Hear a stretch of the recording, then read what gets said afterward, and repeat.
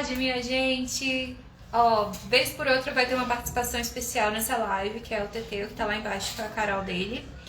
E nós vamos repetir uma live que foi feita ontem.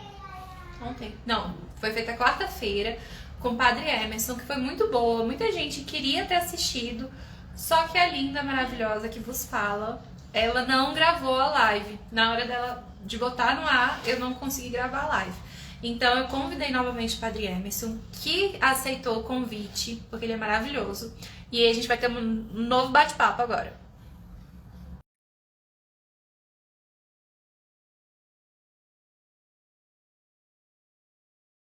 Vez aqui no meu Instagram. Boa tarde, Padre. Sua bênção. Boa tarde, Deus abençoe. É uma alegria estar de volta. Tivemos uma conversa maravilhosa na quarta e agora estamos aí fazendo novamente. Podemos até enriquecer um pouquinho mais, né? Então, olha quem está aqui, Padre. Olha quem está atrás. Manda beijo. Ele vai brincar com os dois. Ele tá grandão, tá grandão. Tá do meu tamanho. Tá do tamanho da Carol, que não é muito difícil, mas tudo bem. Graças a Deus. Pois é, Padre, eu agradeço muito essa live. Ela vai ficar aqui no meu Instagram e eu vou tentar baixá-la e colocar no YouTube também, porque foi muito boa a conversa com o senhor. Quem assistiu, quem conseguiu assistir, gostou muito. Eu, como disse, fiz algumas anotações e foram muito legais. Algo que me marcou muito foi o que o seu pai falou, né? Que o que não é nosso, a gente cuida como se nosso fosse. Né? E isso me lembra uma parábola que eu lia quando eu era criança, de um construtor, um pedreiro, que ele ia fazer uma casa, ele era contratado por Deus para fazer uma casa. E aí ele já muito cansado, e aí ele deixou a casa a Deus dará. Assim, ele fez, não, eu tô cansado de fazer as coisas só para os outros, nada para mim, e fez do jeito que dava. E aí já o segundo pedreiro, que recebeu a mesma incumbência, falou assim, não, eu vou fazer porque eu preciso tomar conta das coisas dos outros como se fosse minha, da mesma forma como seu pai falou. E no final da construção, Deus chegou e falou, olha, essa é a casa que eu estou dando para vocês. Então, aquele que se deu ao trabalho, que se dedicou, ganhou aquilo de volta, né? Então, isso me lembrou muito, isso me remeteu muito à minha infância por conta dessa parábola. Sim. Gostei muito, Padre. E, então, o que o senhor tem para dizer para a gente sobre casamentos? Sobre o sacramento, que, como o senhor disse, teria muita coisa para falar realmente, né? Sobre relacionamento. Bom, a Igreja Católica ela tem uma doutrina a respeito do sacramento do matrimônio, né? Uma doutrina muito clara, muito específica, onde, de fato, nós somos convidados a mergulhar profundamente naquilo que é a união de Cristo com a sua igreja. Jesus quis unir a sua igreja como um esposo, tanto que Jesus é chamado de esposo.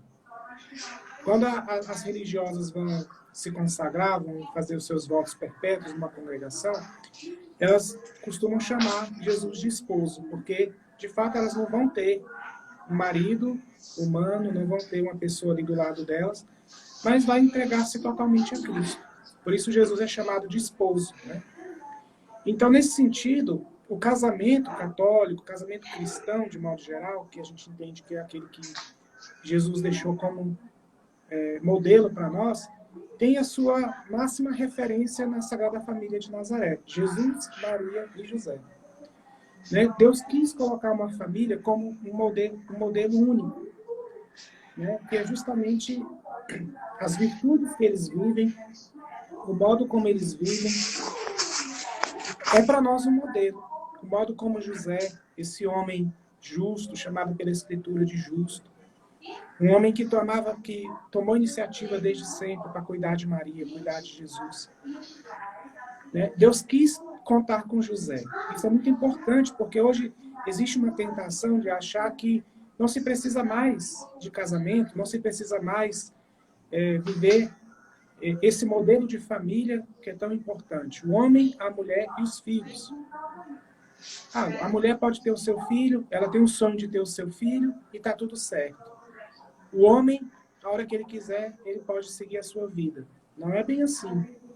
O casamento é algo que deve prevalecer. Ele não é algo que você escolhe no dado momento e depois, quando não dá mais vontade, você desiste. Né? É algo provisório, é algo descartável. Não, o casamento não é descartável. Às vezes existe essa tentação no mundo moderno de que as pessoas fazem o que quiserem da sua vida. Se quiser separar, pode separar, e não é bem assim que funcionam as coisas. Né? Então, o casamento ele só tem sentido, como a gente falou na quarta-feira, se de fato houver um amor que seja de entregar a própria vida, de serem generosos, de não ficarem brincando, né, com o outro de forma nenhuma. Isso pode acontecer, infelizmente, porque no mundo de hoje existem muitas coisas que dispersam, que fazem as pessoas ficarem dispersas diante do compromisso assumido, diante da tarefa diária de cuidar da família, de cuidar da esposa, dos filhos. Né? Então, eu até citei aquela passagem bíblica, Efésios capítulo 5, onde São Paulo vai dizer: maridos, amai as vossas esposas como Cristo amou a igreja. Então, de fato, só tem sentido o casamento se os dois estão dispostos a dar a vida um pelo outro, se estiverem, de fato, com essa disposição de entregar a sua vida, custe o que custar. E o entregar a vida aqui, nas coisas mais simples.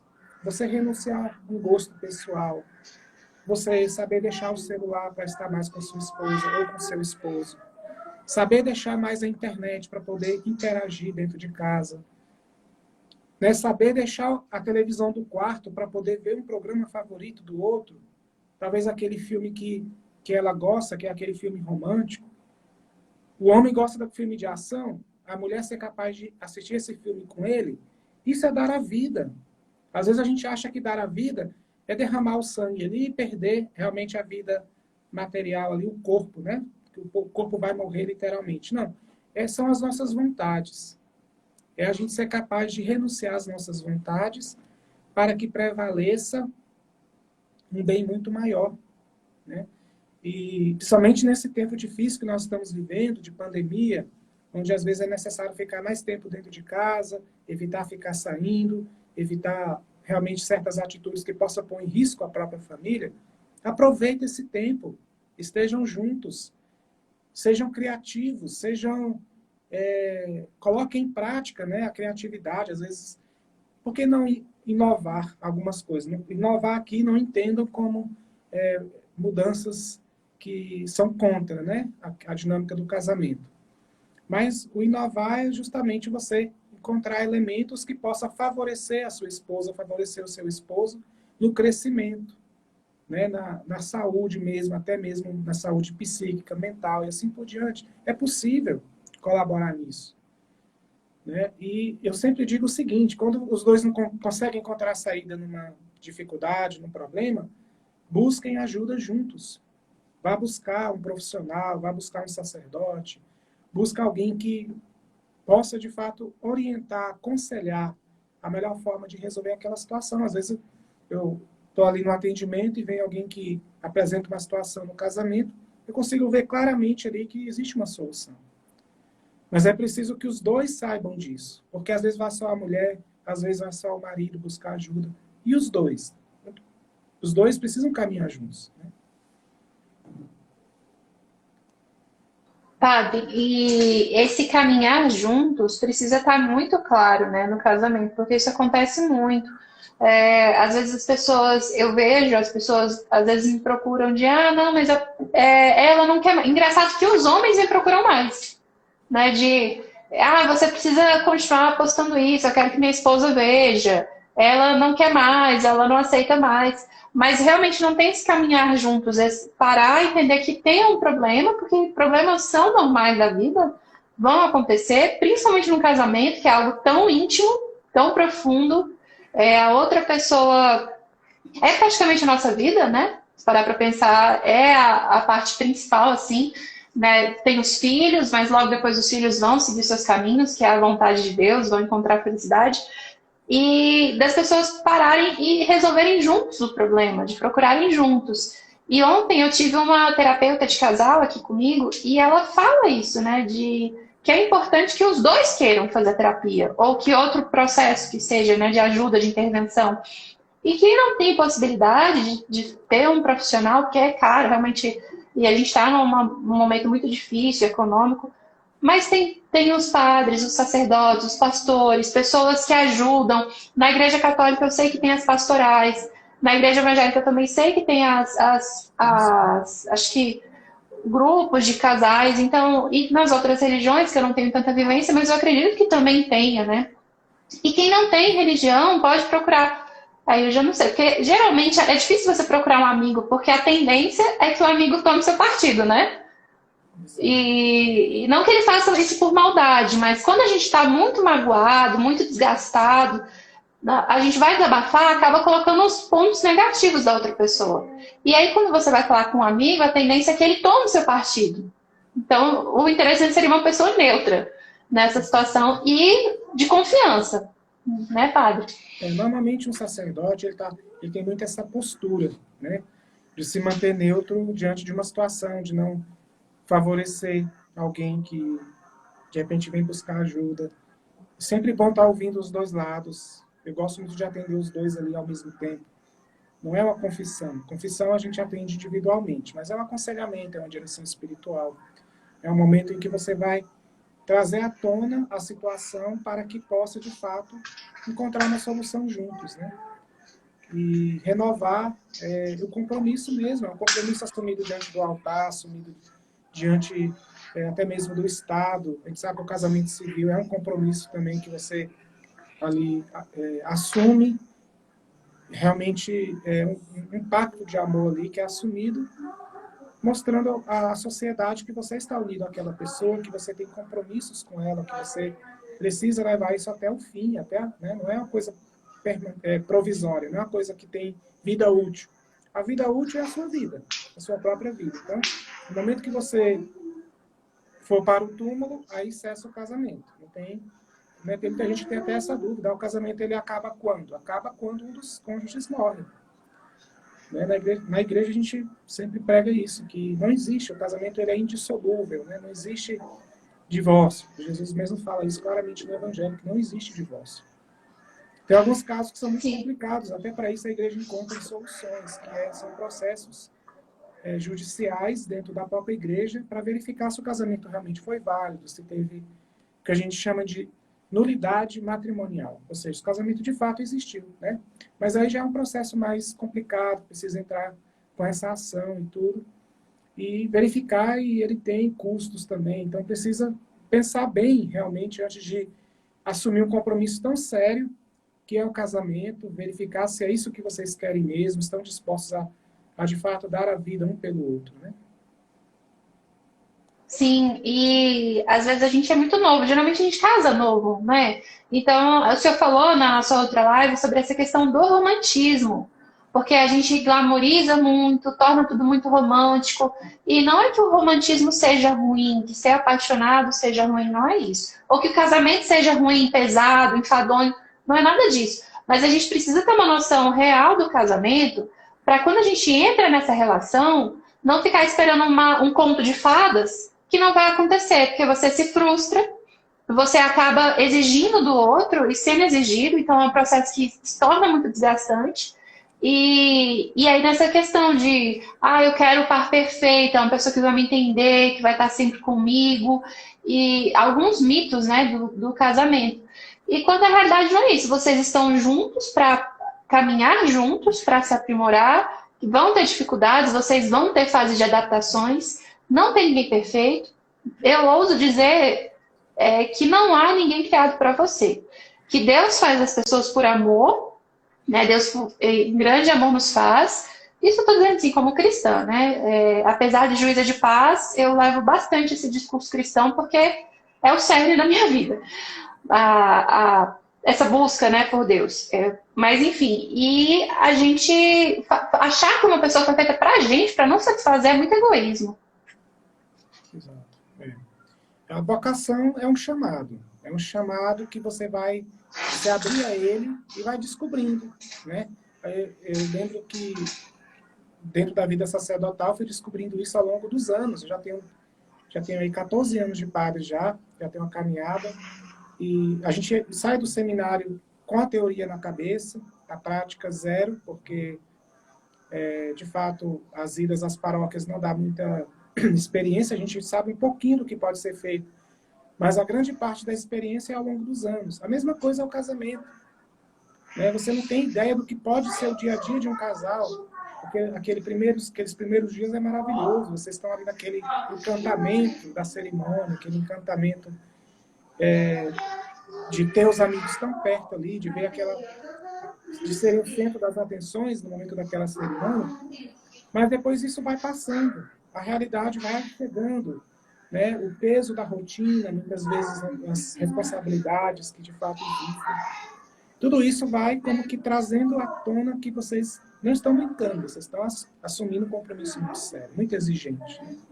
De modo especial nos nossos dias, onde existe muito ataque em relação às famílias, existe muitas ideologias que condenam a família, e não é isso que nós queremos de forma alguma. Nós queremos uma família fortalecida, e até mesmo nos baseando naquela frase de João Paulo II, que dizia que o futuro da humanidade passa pela família. E, de fato, é essa visão, é essa certeza que nós temos, que nos faz acreditar que um homem e uma mulher que se amam de verdade, não é um amor romântico. O amor romântico, ele vai até certo ponto. Quando precisa entrar em ação, o romantismo acaba ali. Agora é a hora da ação, é a hora de realmente sacrificar-se, de doar-se. E aí, é que, de fato, quando essas duas pessoas agem dessa forma, no amor verdadeiro, dando a vida um pelo outro, aí ninguém segura. Nada pode destruir esse amor, nada pode destruir esse casamento que é fundado na rocha firme do amor de Deus na sua vida, né? E, Sim. de fato, é essa perspectiva de colocar Deus no casamento que faz toda a diferença. Né? De procurar rezar. Mas aí é uma pergunta que pode ficar. Mas o meu cônjuge, ele não é cristão, ele não acredita em Deus. Aí é uma escolha, né? Você pode seguir em frente, né? E o amor, ele tem muitas faces também. Ele pode ser vivido com uma pessoa que não acredita em Deus, também é possível. Aí é os dois, vão caminhando juntos, procurando deixar bem claro que você tem uma fé, que você tem um princípio a ser seguido também, e o respeito, a humildade. Quando existe tudo isso, então as coisas vão caminhando bem. Sim. Então, padre, um conselho que a gente pode deixar aos nossos casais que estão vendo, que vão ver esse vídeo, qual seria um conselho que o senhor daria? Então, o conselho é justamente você ouvir mais. Esse ouvir não significa que você também não vai falar. É aí que entra a experiência do diálogo. O diálogo é justamente quando você fala, o outro escuta. Quando você para de falar, o outro passa a se expressar, a também falar. Né? Então, tenham um diálogo na vida de vocês. Conversem. É muito difícil de brigar. É muito difícil de você ter discórdia, que é aquelas brigas constantes. Um querer falar mais alto que o outro. Isso não deve existir. Né? O diálogo é totalmente contrário a isso. É, de fato, você estar pronto para ouvir o outro. Acolher o que o outro tem a dizer. Né? E, às vezes, quando está desgastado ali a relação, fica difícil escutar. E aí que está o desafio. Se você está pronto a reconstruir seu casamento, ou se você quer fortalecer ainda mais seu casamento, promova o diálogo. Promova realmente esses momentos em que possa, de fato, você escutar o seu cônjuge, a sua cônjuge, né? Procurando desvendar, às vezes, alguns mistérios que, às vezes, estão por trás de várias situações. E é no diálogo que você vai deixar às claras tudo, né? Tudo aquilo que precisa acontecer. Às vezes, desconfianças, coisas, inseguranças e medos. Tudo isso a gente vai retirando e vai banindo da vida conjugal quando se existe o diálogo e a confiança. Vai fortalecendo essa confiança.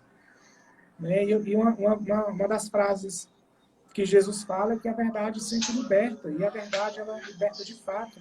Quanto mais você está na verdade, mais você está livre, você está feliz, porque você não precisa esconder nada. Não tem por que esconder. As coisas estão muito claras e a verdade sempre aparece. Né? É isso. Padre, mais uma vez, obrigada. O senhor é maravilhoso, é um homem abençoado. Graças a Deus que o senhor aceitou mais uma vez o nosso convite. Agradeço muito, mais uma vez, tanto pela live quanto pela sua ajuda na minha vida. E que Deus te abençoe, Padre. Que o senhor continue no seu caminho de fazer o bem. Amém. E estamos juntos aí. Que precisar, se quiser mais lives, a gente está à disposição. E eu queria novamente deixar essa bênção para a sua vida, o seu trabalho, todos os seguidores aqui do seu perfil no Instagram, aqueles que irão ver também pelo YouTube. Que Deus dê a graça de perseverar, de colher muitos frutos desse trabalho, né, de procurar realmente encontrar pessoas que precisam de ajuda, mas que de fato encontrem essa ajuda e colham os frutos necessários no momento que estão passando. Amém, Padre, amém. Nós tivemos ontem o grande dia de Nossa Senhora de Fátima, né? Aquela aparição belíssima de Maria. Então, vamos, respeitando também, claro, aqueles que não são católicos, mas vamos rezar essa Ave Maria pedindo a intercessão dela, ela que é mãe de Jesus e mãe de toda a igreja, pedindo a sua intercessão sobre nossas famílias.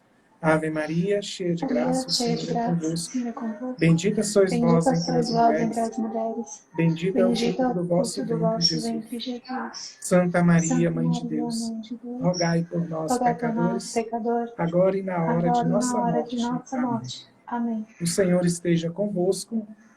Ele está no meio de nós. Que desça a bênção de Deus, Todo-Poderoso, sobre sua família, sobre todos aqueles que passarem por essa live, que assistirem, que estiverem passando por algum problema, que sejam robustecidos pela graça de Deus. Ele que é Pai, Filho e Espírito Santo. Amém. Amém. Obrigado. Padre, muito obrigada. Uma ótima tarde. Muito obrigada a vocês que acompanharam a live e até a próxima. Até.